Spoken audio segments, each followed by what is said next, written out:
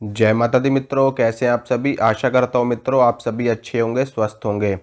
मित्रों, आज मैं आपको माता महाकाली की साधना बताऊंगा और शाबर मंत्र की साधनाएं, क्योंकि आप लोग जानते हो कि शाबर मंत्र बहुत ही जल्दी सिद्ध होते हैं और भगवान शंकर द्वारा ये मंत्र कीलित नहीं किए गए हैं। इसी कारण से इन मंत्रों की सिद्धि बहुत ही जल्दी प्राप्त होती है। आप ये समझ लीजिए कि जिस दिन से आप इन मंत्रों का जाप करना शुरू करते हो उसी दिन से इनका असर, इनका प्रभाव, इनकी शक्ति साधक को, भक्त को दिखनी शुरू हो जाती है। इसी कारण से आज मैं आपको माता महाकाली का शाबर मंत्र बताऊंगा। इस मंत्र से आप माता महाकाली की सिद्धि प्राप्त कर सकते हैं, माता महाकाली के दर्शन प्राप्त कर सकते हैं और माता महाकाली की सिद्धि प्राप्त करके आप किसी भी प्रकार के तंत्र को नष्ट कर सकते हैं, किसी भी प्रकार के किए कराए को, ऊपरी बाधा को सदा सर्वदा के लिए काट सकते हैं। तो मित्रों, साधना बताने से पहले, मंत्र बताने से पहले मैं आपको थोड़ी सी जानकारी दे देना चाहता हूँ कि मित्रों ये जो साधना है, ये साधना आप गुप्त नवरात्रों में कर सकते हो, होली पे कर सकते हो, दीपावली पे कर सकते। अगर आप होली की रात को और दीपावली की रात में ये साधना करते हो तो आपको एक ही दिन में ये साधना सिद्ध हो जाएगी। अगर आप गुप्त नवरात्रों में करते हो या फिर प्रकट नवरात्रों में करते हो तो आपको ये साधना 9 दिन करनी पड़ेगी। ठीक है। इसके अलावा अगर आप अन्य दिनों में ये साधना करते हो तो ये साधना आपको 21 दिन या फिर 41 दिन में सिद्धि प्रदान करेगी।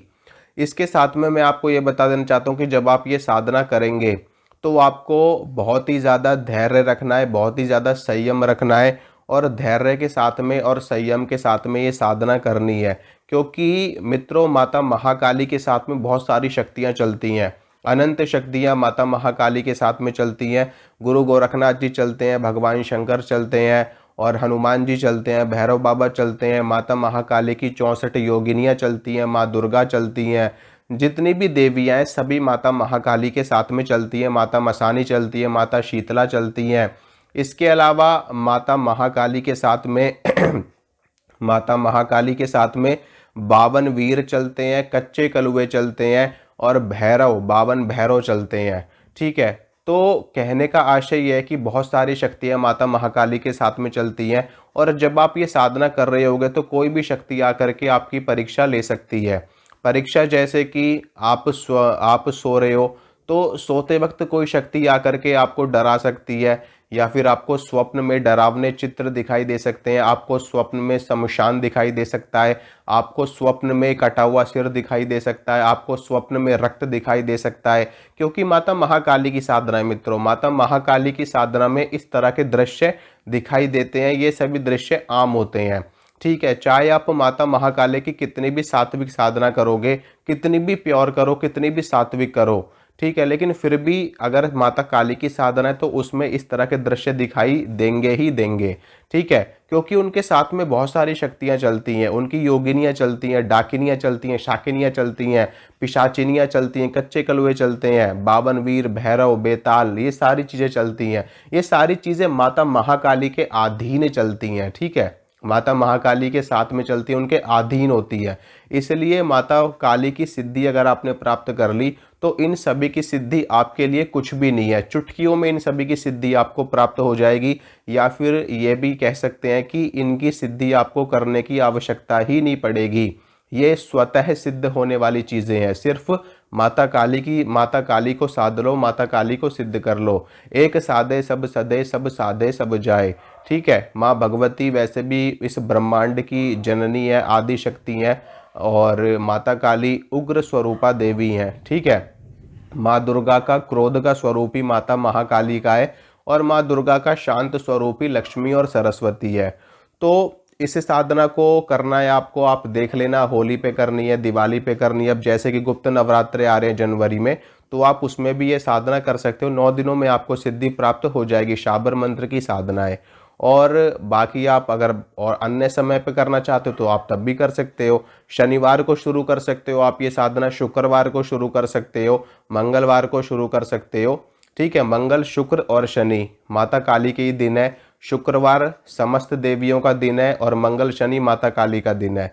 तो इन दिनों में आप ये साधना शुरू कर सकते हो और इसमें आपको ब्रह्मचर्य का पालन करना जब तक आपकी साधना चलेगी, जब तक आप सिद्धि करोगे। 9 दिनों की कर रहे हो तो 9 दिनों तक, एक दिन की करोगे तो एक दिन तक। इसके साथ में आपको अंडा, मीट, शराब, ये सारी चीज़ें नहीं खानी। प्याज लहसुन आप माता काली की साधना में खा सकते हो, लेकिन फिर भी अगर आप परहेज करके चलो, मतलब कि आप सामान्य दिनों में खा सकते हो, लेकिन अगर आप सिद्धि पे बैठे हो तो उस टाइम पर आपको प्याज लहसुन का भी परहेज करना चाहिए, तो बहुत ही ज़्यादा अच्छा रहेगा। क्योंकि प्याज लहसुन, देखिए प्याज लहसुन खाने से, प्याज लहसुन ना खाने के लिए क्यों कहा जाता है, मैं आपको बताता हूँ कि प्याज लहसुन क्या है। ये तामसिक आहार है, ये उत्तेजक आहार है। जब आप प्याज लहसुन को खाओगे तो ये आपके आपके मन में उत्तेजना उत्पन्न करता है, ठीक है, काम भाव उत्पन्न करता है, काम वासना उत्पन्न करता है, जिससे क्या होता है कि साधना खंडित होने का डर रहता है, ब्रह्मचर्य नष्ट होता है। इसीलिए प्याज लहसुन को खाने से मना किया जाता है, ठीक है।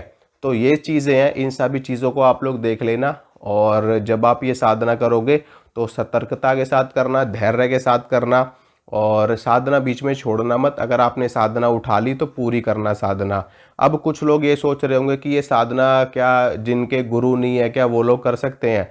देखिए माता काली को अगर आप माँ मानते हो, अगर आप माता मानते हो, या फिर उनको आप अपनी माँ मानते हो, तो आप ये साधना बिना गुरु के भी कर सकते हो। लेकिन अगर आप माता काली को देवी मानते हो या आप उनसे पहले से ही डरते हो, तो फिर आप ये साधना मत करना, ठीक है। देखिए एक हमारी माता होती है, इस जगत की माता है, वो हमारी माता है, तो उनकी साधना करने में कोई डर नहीं है, ठीक है। एक तरीके से आप ये समझ लो कि मैं उनकी साधना नहीं कर रहा, मैं उनकी सेवा कर रहा हूँ। और माँ की सेवा कौन नहीं करता, हर कोई करता है। तो माँ की सेवा करने में किस बात का डर, ठीक है। तो आप ये साधना कर लेना। और अगर आपको डर लगे, अगर आपको भय लगे, आप नहीं कर सकते हो तो मत करना फिर। तो ये आपका चुनाव है। अब मैं आपको बताता हूँ साधना। साधना कैसे करनी है, देखिए एक लकड़ी की चौकी के ऊपर आपको लाल रंग का या फिर काले रंग का वस्त्र बिछाना है लकड़ी की चौकी के ऊपर। आप प्लास्टिक की भी ले सकते हो, या फिर आपके पास में कोई टेबल, कोई स्टूल हो, कुछ भी आप ले सकते हो अपनी सुविधा के अनुसार। उसके ऊपर लाल रंग का या फिर काले रंग का वस्त्र बिछाना। वस्त्र बिछाने के बाद में उसके ऊपर आपको चावलों की ढेरी बनानी है, यानी कि चावल फैला देने हैं पूरे में। और स्वास्तिक बना सकते हो आप, या फिर अष्टदल कमल बना सकते हो, या फिर स्वास्तिक बना सकते हो। उसके ऊपर आपको माता काली की चित्र, फोटो, तस्वीर जो भी आपके पास है वो आपको स्थापित करना है। मूर्ति हो तो मूर्ति स्थापित कर देना। उसके बाद में थोड़ी सी आपको चावलों की ढेरी बनानी है। उसके ऊपर माता महाकाली का यंत्र आपको स्थापित करना है। यंत्र आपको बड़ी ही सरलता के साथ मिल जाएगा, आप चले जाना मार्केट में, यंत्र मिल जाएगा। अगर यंत्र नहीं रखोगे तो भी कोई दिक्कत नहीं है। वैसे भी उनके प्रतीक के स्वरूप में आपने उनकी फोटो रख रखी है, मूर्ति उनकी रख रखी है। अगर मूर्ति रख रहे हो तो यंत्र की भी आवश्यकता नहीं है, फोटो की भी आवश्यकता नहीं है। उनके प्रतीक के स्वरूप में कोई चीज़ रखी जाती है। जब हमारे पास में किसी देवी या किसी देवता की फोटो या तस्वीर नहीं होती तो हम यंत्र को स्थापित करते हैं, ठीक है। अगर आपके पास फोटो तस्वीर है तो आपको यंत्र रखने की कोई आवश्यकता नहीं है। फोटो रखना, तस्वीर रखना माता की, माता के समक्ष सरसों के तेल का दीपक प्रज्वलित करना। माता काली को भोग प्रसाद में आप नींबू दे सकते हो, नींबू की माला उनको चढ़ा सकते हो, और 5 प्रकार की 7 प्रकार की मिठाई चढ़ा सकते हो। लौंग, इलायची, बताशे का भोग आप माता काली को लगा सकते हो। मीठा पान आप उनको चढ़ा सकते हो, लड्डू चढ़ा सकते हो, बर्फ़ी चढ़ा सकते हो, पंचमेवा चढ़ा सकते हो, और अनार का फल आप माता काली को चढ़ा सकते हो। शहद का भोग आप माता काली को लगा सकते हो। खीर का भोग माता काली को लगा सकते हो। तो जो भी आपका सामर्थ्य हो, जो भी आपके पास उपस्थित हो, वो आप माता काली को भोग के रूप में दे सकते हो। इसके बाद में आपको क्या करना है, सर्वप्रथम आपको भगवान गणेश की पूजा अर्चना करनी है, भगवान गणेश को प्रणाम करना है। और भगवान गणेश को प्रणाम करना है, भगवान शंकर को प्रणाम करना है। इन दोनों को प्रणाम करने के बाद में आप माता काली के मंत्र का जाप कर सकते हो रुद्राक्ष की माला पे। मंत्र मैं आपको बताता हूँ, मंत्र सुनिए। ओम क्रीम कालिका 16 वर्षीय जवान, हाथ में खड़क खप्पर तीर कमान, गले नर मुंड माला रहे शमशान। आओ आओ माँ काली के मेरा कहना मान, नहीं आए कालिका तो काल भैरव की दुहाई। ये मंत्र है, स्क्रीन पे भी ये मंत्र चल रहा होगा, वहाँ से भी आप लोग देख सकते हो। इस मंत्र की पूरी आपको 5 माला करनी है, ठीक है। रोज की आपको 5 माला करनी है। 9 दिनों तक, 9 दिनों की साधना कर रहे हो तो 9 दिनों तक आपकी 5 माला होगी। अगर 41 दिन की कर रहे हो तो 41 दिन तक 5 माला होगी। होली दीपावली पे कर रहे हो तो आपको 5 माला में ही सिद्धि मिल जाएगी, ठीक है, तो 5 माला कर लेना। और 5 माला करने के बाद में जो भी आपने मंत्र का जाप किया है वो माता काली को अर्पित कर देना, उनको समर्पित कर देना। अगर आपके कोई गुरु नहीं है तो आप भगवान शिव को अपना गुरु मान करके साधना कर सकते हो, नहीं तो आप अपने इष्ट को ही अपना गुरु मान करके साधना कर सकते हो, माता काली को ही आप अपना गुरु मान करके साधना कर सकते हो। ठीक है, कि हे देवी, हे भगवती, हे माता रानी, हमारा कोई गुरु नहीं है, इसलिए हम आपको ही अपना गुरु मान करके साधना कर रहे हैं, आप हमारी साधना सफल करना, सिद्ध करना। इस प्रकार से जब माता काली को अर्पित कर देना है आपको। उसके बाद में जब जप आप अर्पित कर दोगे तो उसके बाद में माता काली को प्रणाम करना, अपनी गलतियों के लिए क्षमा मांगना और हाथ जोड़ करके अपने आसन को प्रणाम करके आपको उठ जाना है। उसके बाद में वहीं पर आपको सो जाना है, ज़मीन पे ही। ज़मीन पे सो सको तो बहुत अच्छा है, अगर ज़मीन पे नहीं सो सकते तो आपको अलग बिस्तर पे सोना है। जहाँ पर आप अलग सोओगे वहाँ पर कोई और आपके साथ में नहीं सोएगा। ठीक है, आपका बिस्तर, आपका बिस्तर, आपकी खटिया, बिस्तर सब अलग होना चाहिए।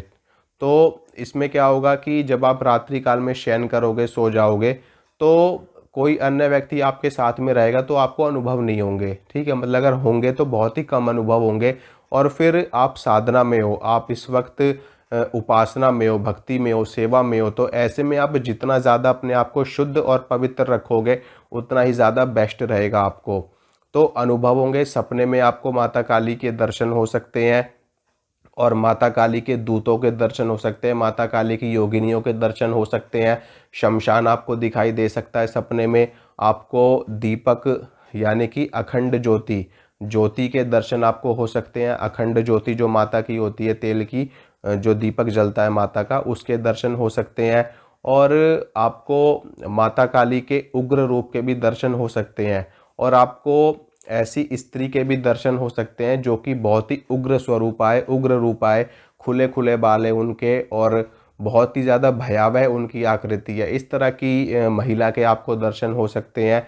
इसके अलावा आपको ऐसा महसूस हो सकता है कि जैसे कि आपके आज्ञा चक्र में बहुत ज़्यादा खिंचाव हो रहा है, आपके शरीर में झंझनाहट हो रही है, वाइब्रेशन हो रही है, आपके शरीर में पेन हो रहा है। अगर इस तरह की चीज़ें हो रही हैं तो ये कुंडलिनी शक्ति जागृत होने के संकेत होते हैं। आपको घबराना नहीं है, डरना नहीं है। बेचैनी हो सकती है, आपको उल्टी जैसा मन हो सकता है, ये सब शक्तियों के ही लक्षण होते हैं। ठीक है, तो इस तरह की चीज़ें आपके साथ में घटित होंगी साधना के टाइम पे, जब आप साधना कर रहे होगे। तो जब आपकी साधना पूरी हो जाएगी तो आपकी सिद्धि हो जाएगी। उसके बाद में आपकी जो भी इच्छा हो, जो भी मनोकामना हो, फिर उसके बाद में आप नियमित रूप से एक माला कर सकते हो। या फिर एक माला करने का आपके पास समय नहीं है तो आप 51 बार कर सकते हो, 21 बार कर सकते हो, 11 बार कर सकते हो।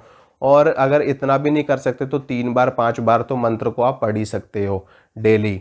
और जो भी आपकी मनोकामना है जो आपको माता काली से पूरी करवानी है, उसके लिए आपको क्या करना है कि अपनी मनोकामना भोजपत्र के ऊपर लिखना। ठीक है, भोजपत्र के ऊपर लिखने के बाद में उसको फोल्ड करना और आपको 11 रुपये लेने हैं और वो भोजपत्र का टुकड़ा, ठीक है, कलावा लेकर के उस 11 रुपये की अरदास को और भोजपत्र के टुकड़े को आपको कलावे से बांध देना है और माता काली से हाथ जोड़ करके और वो अरदास अपने हाथ में रख करके माता काली से प्रार्थना करनी है, हे माता काली, हमारी ये मनोकामना है, आप शीघ्र अतिशीघ्र इसको पूरी करवा दीजिए। ठीक है, माता काली आपकी इच्छा पूरी करवा देंगे। जब आपकी प्रार्थना पूरी हो जाए, आपकी मनोकामना पूरी हो जाए तो 11 रुपये का प्रसाद बांट देना माता के नाम से, नहीं तो माता काली के किसी भी मंदिर में चढ़ा देना, नहीं तो किसी कन्या को दे देना। ठीक है, और जो भोजपत्र का टुकड़ा है उसको आप जल में प्रवाह कर सकते हो, नहीं तो आप उसको मिट्टी में गाड़ सकते हो। नहीं तो भोजपत्र है, भोजपत्र तो वैसे भी प्रकृति का ही एक अंश है, प्रकृति में ही विलीन हो जाता है, तो उसको आप कहीं भी पेड़ पौधे के नीचे रखाओगे तो वो विलीन हो जाएगा। ठीक है मित्रों, तो इस प्रकार से आपको साधना करनी है, आपको अवश्य सफलता प्राप्त होगी। विश्वास के साथ में, श्रद्धा के साथ में, निडर होकर के वीर भाव से आपको साधना करनी है माता की। ठीक है, तो आशा करता हूँ मित्रों जो जानकारी मैंने आपको दी आपको अच्छी लगी होगी, पसंद आई होगी। अगर मेरे द्वारा दी गई जानकारी आपको अच्छी लगती तो वीडियो को लाइक करना, वीडियो को शेयर करना, चैनल को सब्सक्राइब करना। इसी तरह की जानकारी मैं आपके लिए लगातार लाता रहूँगा। मिलूँगा आपसे अगली वीडियो में। जय माता रानी की।